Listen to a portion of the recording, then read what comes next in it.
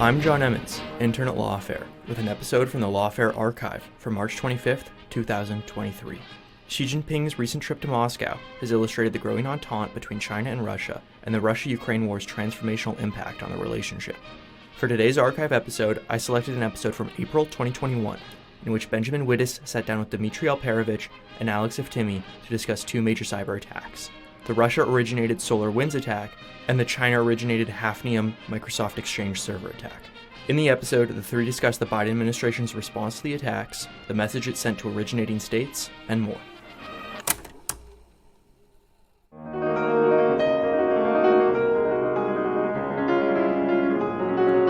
I'm Benjamin Wittes, and this is the Lawfare podcast, April 28th, 2021.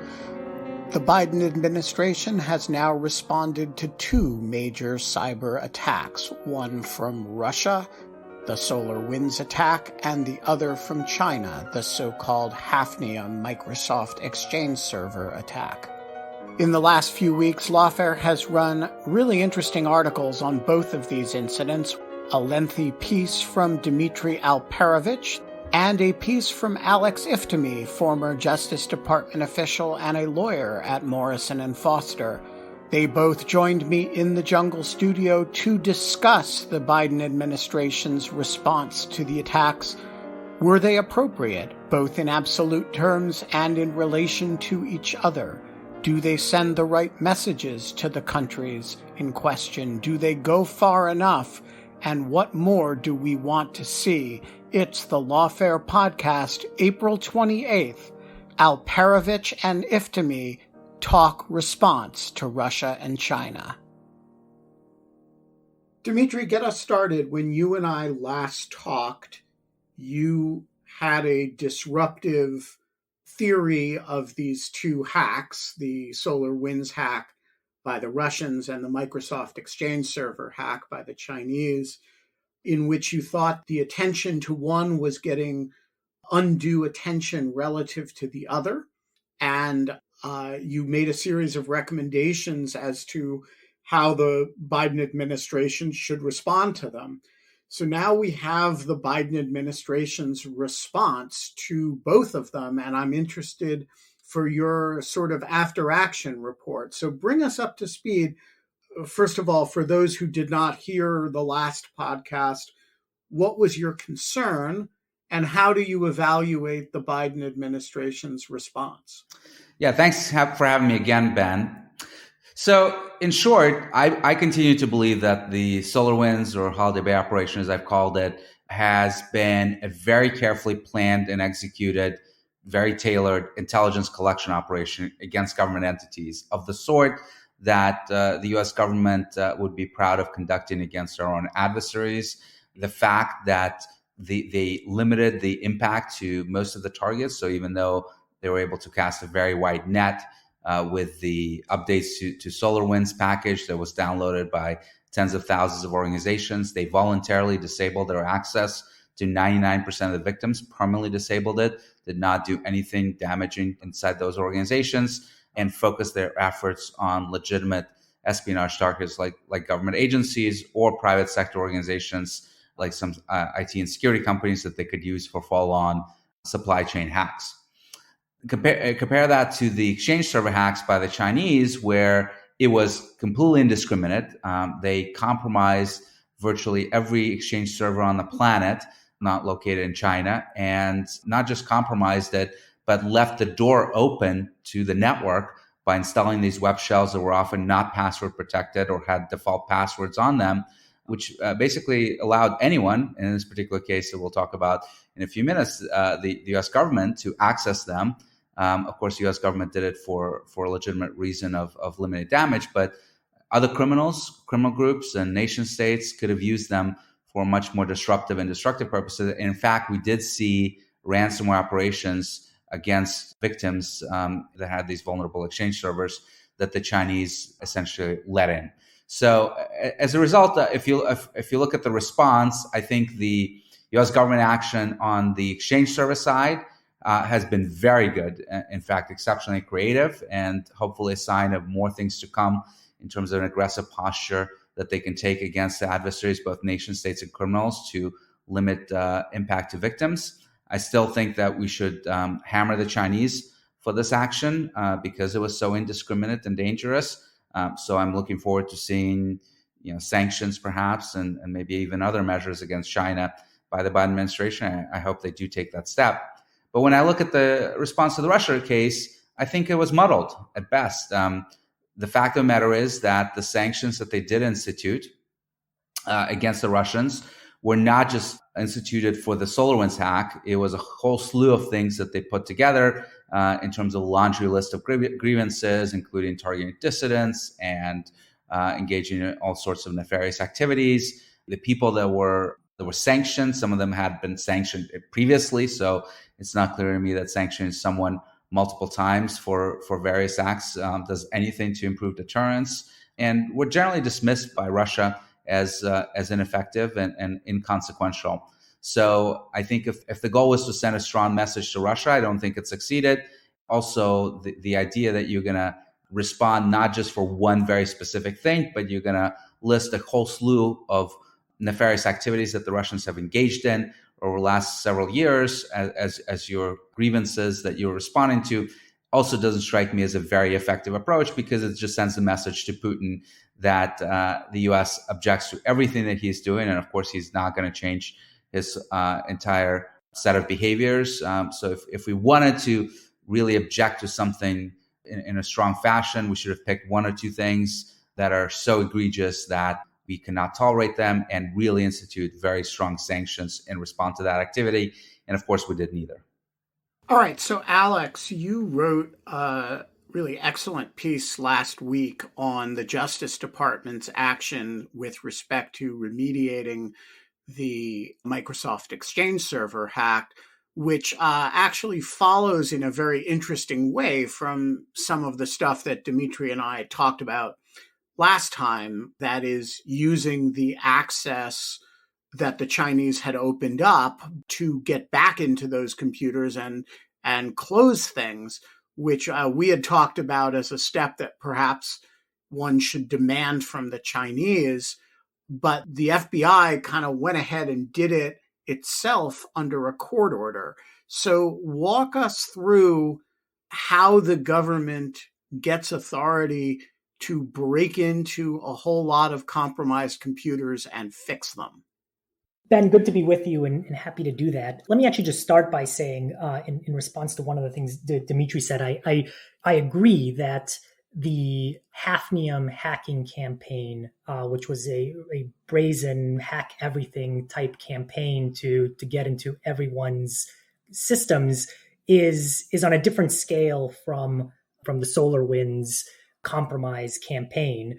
And I expect, by the way, that you'll see more action from the U.S. government to respond to the Hafnium campaign, in addition to this law enforcement operation, along the lines that you saw to the SolarWinds campaign, including sanctions, potential criminal charges, diplomatic démarches, and things like that. That said, I don't think that the SolarWinds campaign merited no response at all, and I think it made sense for the government to respond there. And they seem to be walking a narrow line to be able to essentially say that cyber espionage, which of course happens and nation states conduct with some frequency, that shouldn't include operations that impact thousands of private sector organizations, that create a public safety concern and essentially require the private sector victims to spend millions of dollars to mitigate. I'm quite confident that most of the victims who were affected by that campaign won't take too much comfort in knowing that the Russians disabled their access at some point to the malware, when they've essentially had to hire outside consultants to help them dig into it, talk to their auditors, and to investigate what happened. So I do think it made sense to respond, although I very much agree with Dmitri that the response was measured. It was predictable in terms of what the administration did, and it certainly doesn't do much to change or disrupt our relationship with the Russian government.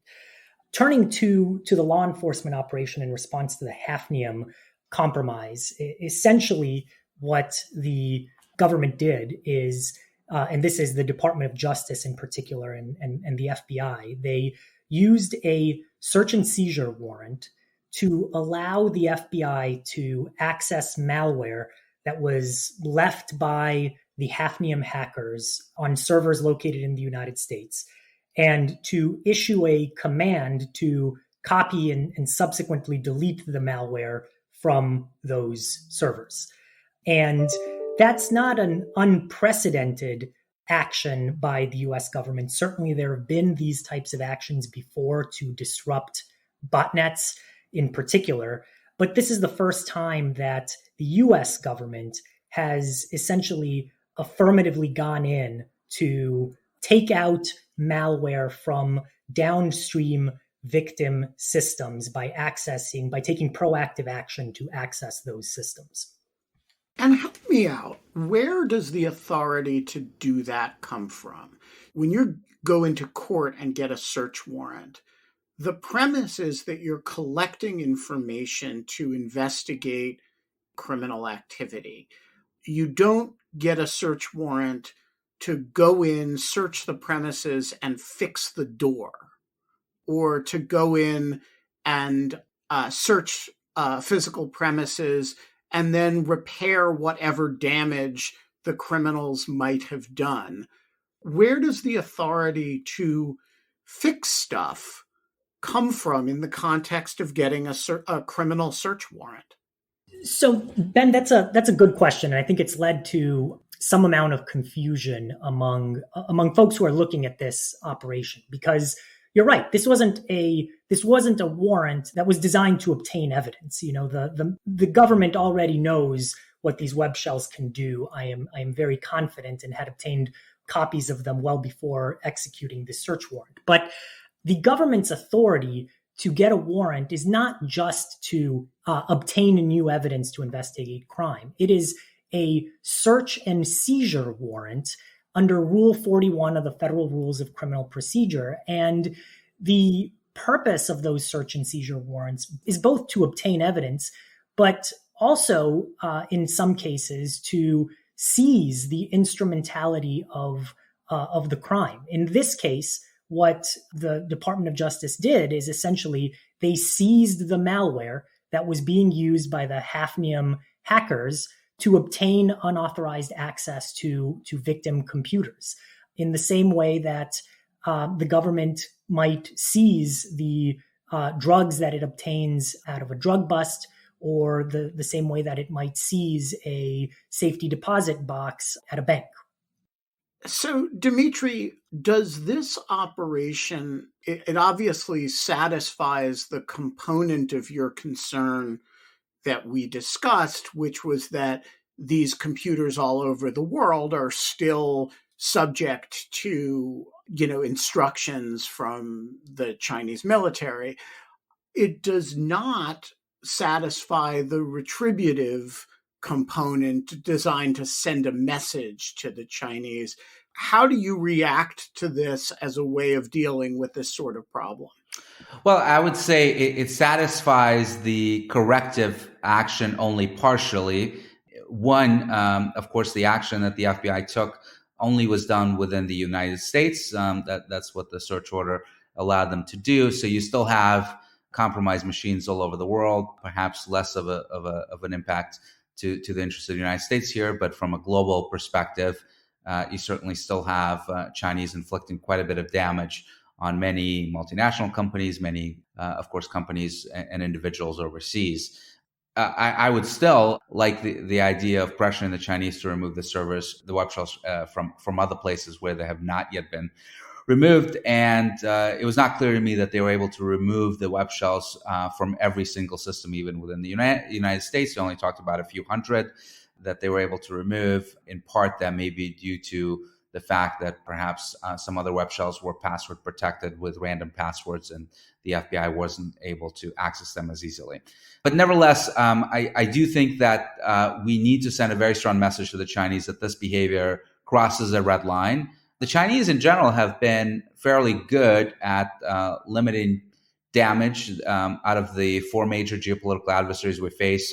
Russia, China, Iran, North Korea. The Chinese are the only ones that have not engaged in any major destructive activity in cyber in the past. So I do think that we need to send a clear message that this is not the type of behavior that we're going to tolerate from them, and that there will be severe consequences to the Chinese individuals involved in this operation, contractors, and perhaps intelligence officers. So I would like to see sanctions placed on any company that's been involved in this operation, any researcher that's been involved as well. There's some speculation that perhaps you have some security researchers in China that have helped the government unveil the fact that the Microsoft is going to patch these vulnerabilities. And that's what triggered such a broad sweeping action on the part of these actors to compromise everyone, because they're afraid that their access would be closed via patch quickly.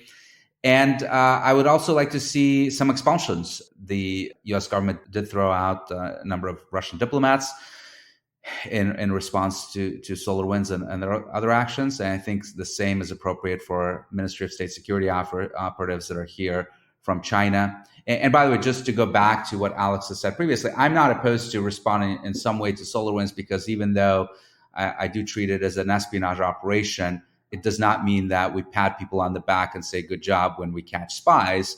Of course, we still object furiously to violations of our sovereignty and our criminal law, and we arrest people. We may throw out diplomats and spies. We may do demarches. So all of that, I think, was completely acceptable. I think escalating it to sanctions was where we took an unprecedented step in response to espionage, as far as I can tell, and that probably was not helpful. So, Alex, I want to get to the area where you guys have a little bit of disagreement, but I want to isolate the areas of disagreement first. Do you agree with Dmitri that this is a useful remedial step for inside the U.S. only, and it shouldn't be exhaustive with respect to how the United States responds to the Hafnium hacks? Absolutely. I don't expect that this law enforcement response is the last of what we'll see from the U.S. government on this. And indeed, they were even, as you parse the press statement and court documents, they were even careful not to attribute the Hafnium activity within what they said publicly about this law enforcement operation. I expect some of those deterrent actions to be forthcoming. I suspect they just weren't ready for a coordinated rollout on all of those things. And I do think more broadly, there needs to be a mix of government response that includes both actions to deter this kind of behavior and to raise the costs of it so that state actors and others don't engage in this type of conduct to begin with. But then on the flip side, I do think it's valuable for the U.S. government to also be involved on the remediation and on the containment and eradication of these sweeping hacking campaigns when they do occur. So I do think the law enforcement operation was incredibly valuable, and I expect we'll see more in terms of deterrence as well. So one of the things that's to me a little bit confusing about the use of the law enforcement authorities is, we have this sort of ongoing debate about the role of law enforcement in cybersecurity, right? In which, broadly speaking, one side of the debate says, naming and shaming and through indictments is a strong strategy and we should do more of it. And the other side kind of waves impatiently and says, if you don't have any prospect of getting control over defendants, these are basically just grand jury press releases. They don't actually serve a very useful function. This is a law enforcement action that is, of course, not about an arrest, though there may be indictments forthcoming in connection with it. It's actually a law enforcement option that is remedial with respect to the damage done. And I'm curious whether you see that as a sort of underexploited area of the law enforcement approach, or is this an area where it has application in a narrow set of contexts, but we shouldn't see it as a sort of harbinger of things to come in the way law enforcement authorities will be deployed in the future. I think, Ben, you have seen the FBI being fairly aggressive in taking action to mitigate botnets going back over a decade now. And I've always been a huge supporter of them also taking aggressive action against nation states. In fact, it's often much easier to go after nation state infrastructure that is used for malicious action from a technical perspective because it's typically much less resilient against those types of takedown actions than the criminal groups who have invented all sorts of sophisticated capabilities like peer-to-peer botnets to decentralize their operations and make them less vulnerable to these takedowns. In nation-state operations, you really have not seen that level of sophistication, and it presents a unique opportunity for the government to take aggressive actions to make it harder for them to conduct those operations, and when they do conduct them, to clean up sort of victim systems and networks in automated fashion, such as what they did here. So I'm very encouraged by this action. Alex can probably speak more to this, but my understanding is that the law that was passed a number of years ago, Rule 41, really made it much easier for them to get a search warrant in one district and then use it all over the country without having to go district by district to get court orders. Hopefully, it's a sign of much more aggressive FBI that's willing to take action on nation-state operations. Hopefully, working jointly with the private sector. And by the way, when you think about nation-state offensive operations, oftentimes the hardest thing for them to do is really to procure infrastructure. If you think about what's involved in procuring infrastructure for long-term nation-state operations, you may have to set up fake identities, shell companies, bank accounts, credit card numbers, procure Bitcoins. And that's the sort of thing that if you, in a comprehensive way, go after, you make it so much harder for them to conduct these sorts of attacks. I agree with all of that, and let me add a few thoughts. So first, I do think that this operation is a harbinger of what's to come in terms of more operations like it. And exactly as Dmitri said, this operation is not unprecedented. The Department of Justice has undertaken any number of botnet takedowns over the past decade. I do think this shows that they're being more aggressive in their approach and what they're willing to do with these types of operations, but that is incremental in kind. I'll also say that the US is not the only one who is conducting these types of operations. Earlier this year, the Emotet botnet was taken down as part of a joint operation between European law enforcement entities and US law enforcement entities. And for the Emotet botnet, the disruption involved very similar activity to go into the systems of victims to access the malware and to essentially trigger a kill switch that tells the malware to delete itself. Now, that step was taken by European law enforcement rather than US law enforcement, but you're seeing these types of disruption operations where in widespread deployments of malware that law enforcement is taking proactive steps to essentially protect victims. My second thought on this is that it is consistent with what the Department of Justice and the broader US government has said about what the US government's role should be in responding to sophisticated state actor activity. This is not a level playing field, and the private sector has been told, you shouldn't feel like you have to go at it alone against these sophisticated actors.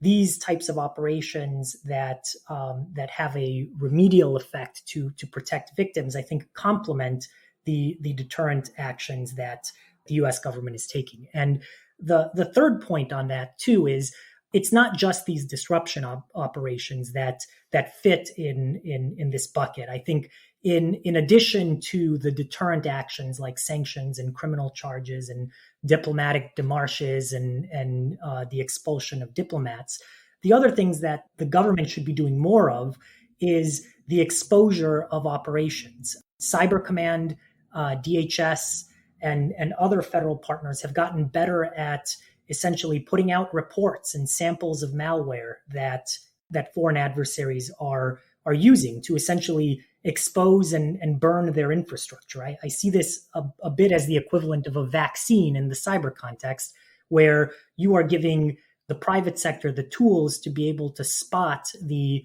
state-sponsored activity and to disrupt it in their networks. So I think those types of steps are really valuable in this context. And then part of it too is the defend forward approach that Cyber Command has taken, where there may be actions that we're not aware of and that we're not seeing to take proactive action to disrupt the infrastructure that these actors are using, not just to expose it.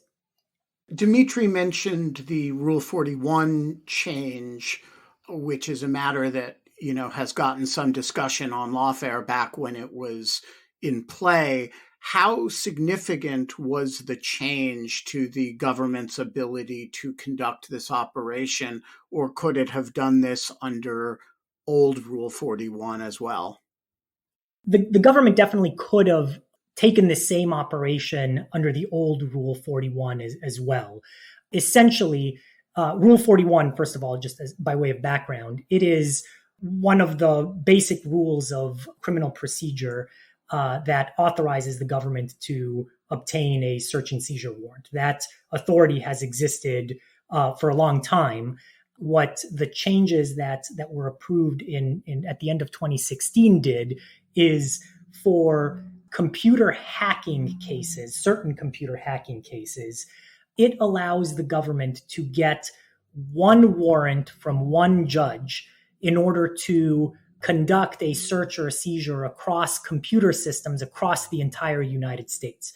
Previous to the rule change, you would have to go to every district and get a search warrant for the computers in that district. And that potentially would have meant going to 94 different courts if there were systems in every district of the United States. So this makes it easier and allows them to do it with one order, but it's not that the operation couldn't have been done before then. And there are examples of disruption operations of botnets that predate that rule change, like the Core Flood botnet.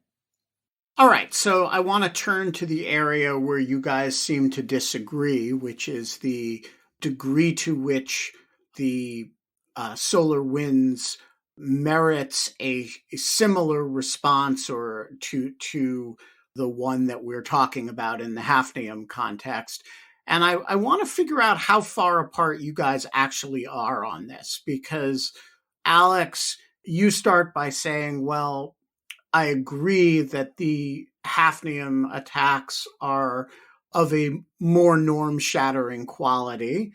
And Dmitri, you say, well, and I'm not saying that there shouldn't be no response to SolarWinds. So I can't tell if you're saying the same thing but emphasizing different aspects of it, or actually saying something different. So I want to try to explore that by returning to the point that Dmitri made at the beginning, which is that he regards the response to SolarWinds as somewhat confused and not very useful in the message that it is sending. First of all, Dmitri, why don't you articulate why you feel that way? And then, Alex, why don't you articulate whether you are more satisfied than Dmitri is with the response that the United States has had to SolarWinds? So, first of all, setting SolarWinds aside, in general, I think it's a good idea to think about the goals of your operation. What are you trying to accomplish before you do it?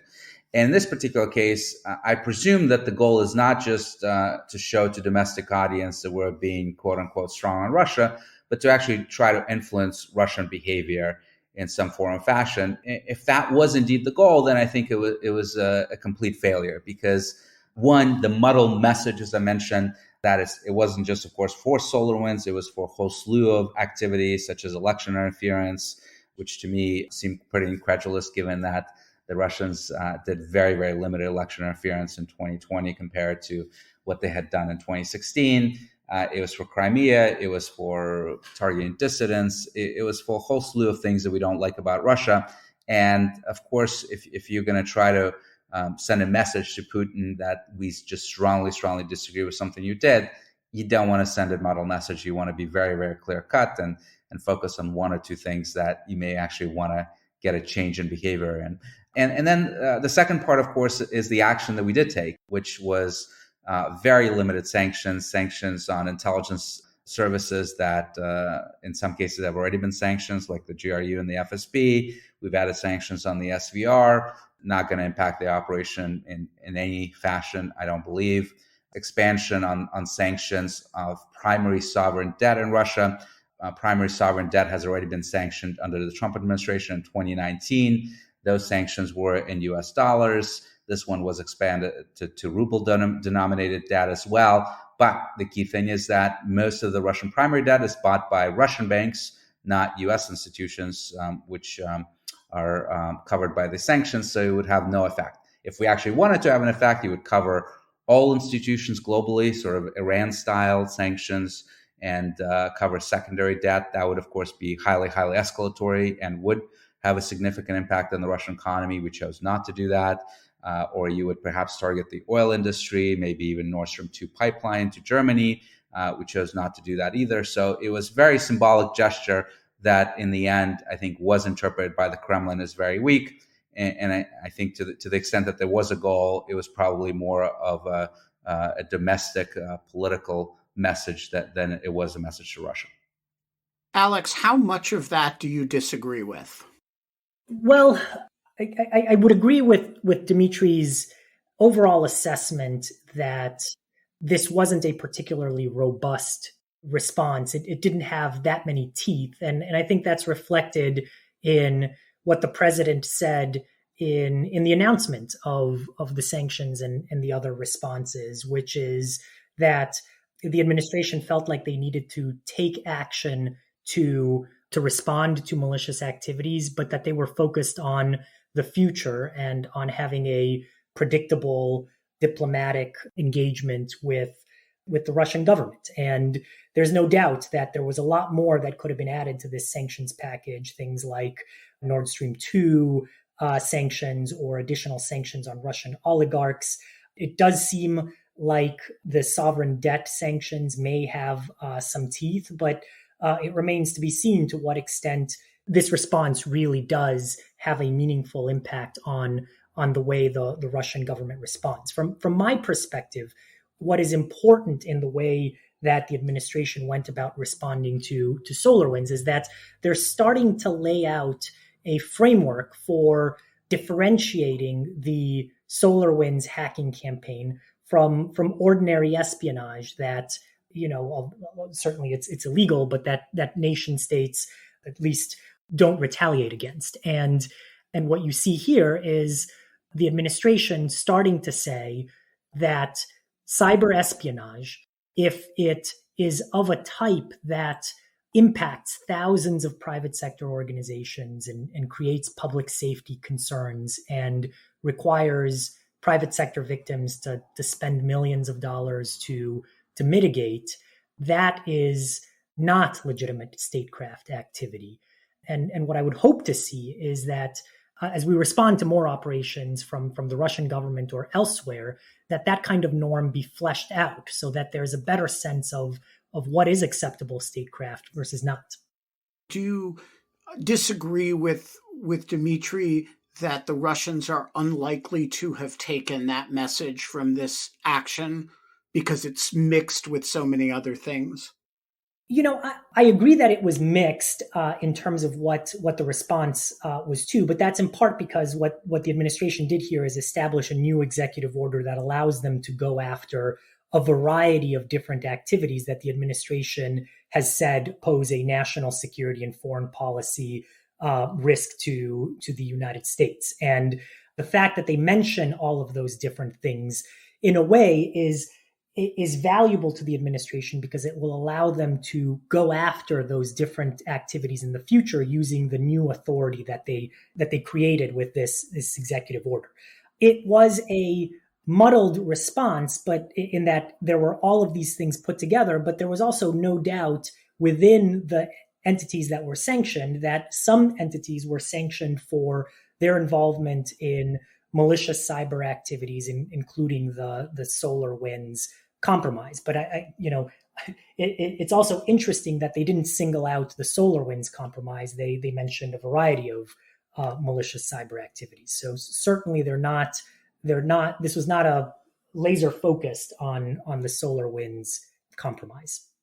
I think that if the precedent that we want to set is that it is unacceptable to use supply chain hacks or exploit supply chain vulnerabilities for espionage, then I think that the U.S. intelligence community would not be very happy with that precedent.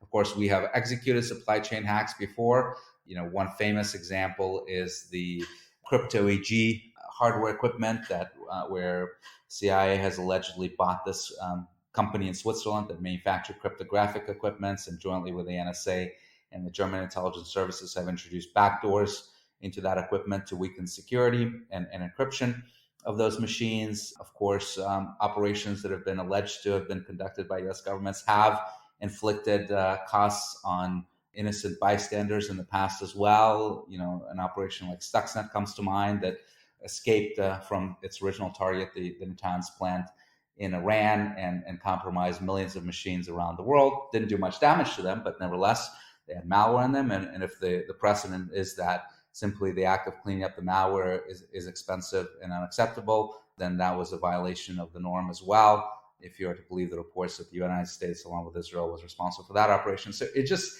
seems like a very tricky precedent to set, that it's okay to do espionage, but doing it in this particular way is unacceptable.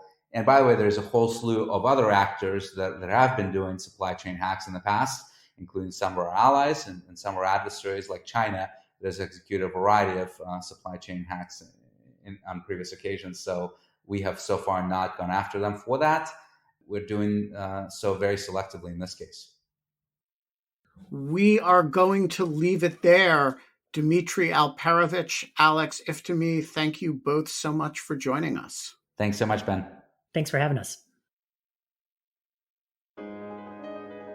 The Lawfare podcast is produced in cooperation with the Brookings Institution.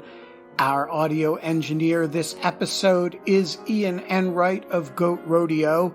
You need to do your part to promote the Lawfare podcast. Tweet us, share us on Facebook, upvote us on Reddit, pin us on Pinterest, and share us on all the social media sites we haven't heard of. Make TikTok videos about us.